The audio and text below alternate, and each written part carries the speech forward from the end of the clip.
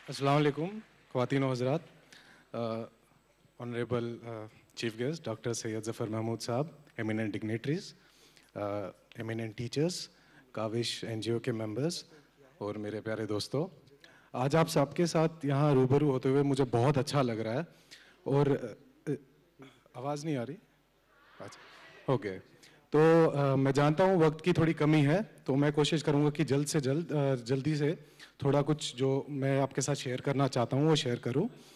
तो मैं थोड़ा सा सिविल सर्विसेज के रिलेटेड आपके साथ कुछ जो है शेयर करना चाहूँगा। उससे पहले मैं बहुत मुबारकबाद देना चाहूँगा आप सबको यहाँ कि आप सब बहुत खुशकिस्मत हैं कि आपको इतनी अच्छी करियर काउंसलिंग मिली है इस स्टेज पे।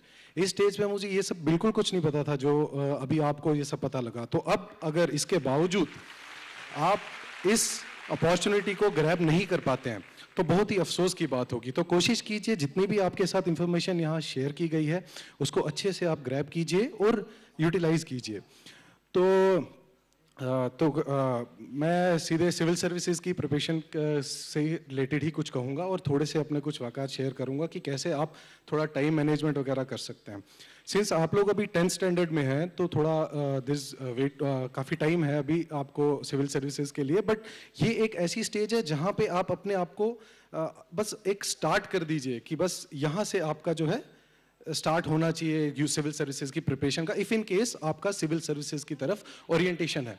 देखिए हर कोई करियर जो है बहुत अच्छा है, चाहे वो जर्नलिज्म है, डॉक्टर्स हैं, इंजीनियर्स हैं, जैसा यहाँ पे इतने बेहतरीन शख्स आपके साथ उनकी मतलब वो मुलाकात हुई।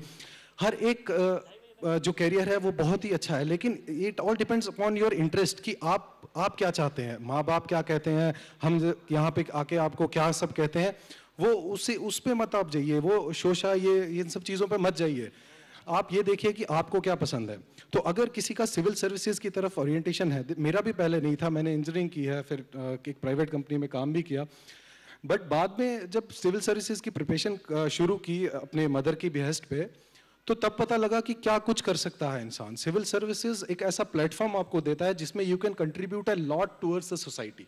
जिस सोसाइटी ने आपको कुछ दिया है आप वापस रेसिप्रोकेट कर सकते हैं।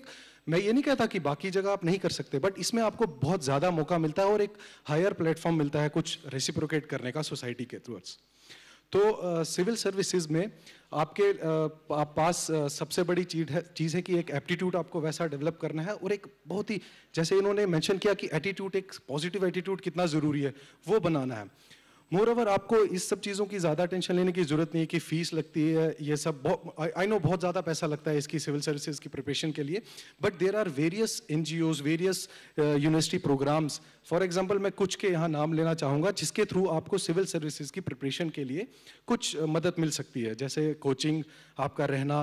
For example residential coaching academies जो है ये गवर्नमेंट ऑफ इंडिया का UGC का प्रोग्राम है जिसमें 5 यूनिवर्सिटीज़ आती हैं। मैं तेज़ इसलिए बोल रहा हूँ बिकॉज टाइम की थोड़ी कमी है और मुझे बहुत ज़्यादा बोलना है, फिर भी मैं कोशिश करूँगा जल्दी ख़त्म करने की, आपको ज़्यादा बोर नहीं करूँगा। तो इसमें जामिया मिलिया इस्लामिया है, अलीगढ़ मुस्लिम यूनिवर्सिटी है, बाबा साहब अम्बेडकर यूनिवर्सिटी है, मौलाना आज़ाद मेमोरियल यूनिवर्सिटी है और AMU है। तो और इसके अलावा एक हमदर्द स्टडी सर्कल है और ज़कात फाउंडेशन ऑफ इंडिया जिसके प्रेसिडेंट डॉक्टर सैयद ज़फ़र महमूद साहब यहाँ हैं।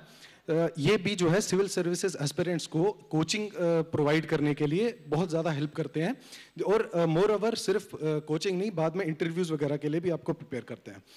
तो देखिए सिविल सर्विसेज की प्रिपरेशन पे आते हैं। इसमें आपको जो है कोई भी बैकग्राउंड हो, आप अपना पहले ग्रेजुएशन ख़त्म कर दीजिए, चाहे इंजीनियरिंग, मेडिसिन, कहीं भी, किसी भी तरह की आर्ट्स ग्रेजुएट कहीं भी, और अच्छा सा एक सब्जेक्ट आप चूज़ कीजिए ऑप्शनल, वही सब्जेक्ट जिसमें आपका इंटरेस्ट हो। तो आज से ही आप लोग थोड़ा सा फेमिलियर रहिए, जैसे कि न्यूज़पेपर वगैरह जो है इसको एक हैबिट बना दीजिए। This is for those who want to pursue their goal as civil services.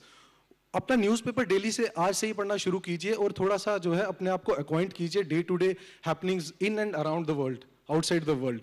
और कुछ जैसे अभी एक यहाँ पे लॉयर थे, उन्होंने आपको कहा कि everything under the sky is like the syllabus for the law, वैसे ही everything under the sky is actually the syllabus for UPSC, but what is important is what to study and what not to study, and for that you need guidance. So number one, guidance is the most important thing for your civil services preparation, जो कि आपको कुछ teacher से या कुछ जो already selected लोग हों वो आपको दें। कोचिंग की उतनी ज़्यादा ज़रूरत नहीं है, इन केस आप अफोर्ड कर पाए तो आपको गाइडेंस वहाँ भी मिल जाएगी।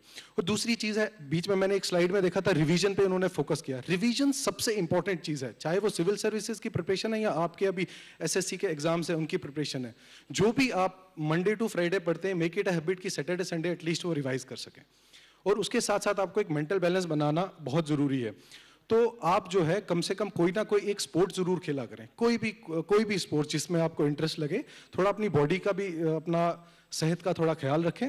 और मोरओवर अच्छा खाना खाइए, मतलब जो कि सेहतियात खाना हो। तो पढ़ाई करते वक्त इन सब चीज़ों का ध्यान रखिए। मैं ज़्यादातर लेक्चर देने में इतना बिलीव नहीं करता, इंटरेक्शन में बिलीव करता हूँ, बट क्योंकि टाइम का उतना मतलब इतना it would not permit me, so I would just say कि the work that Kavish organisation is doing, it's phenomenal, and the people associated with them are doing really a very good job. और I'm really grateful and thankful to them that I got this opportunity कि मैं आप सबके सामने यहाँ बैठ के कुछ थोड़ा बहुत जो है वो शेयर कर पाऊँ। तो बस आप एक थोड़ा हौसला रखिए, थोड़ी हिम्मत कीजिए, तैयारी कीजिए फुल डिटर्मिनेशन और साथ इंशाअल्लाह। जैसे किसी ने कहा, ये जो हमारे चार्टर्ड अकाउंटेंट थे, कि कामयाबी आपके कदम चुभेगी।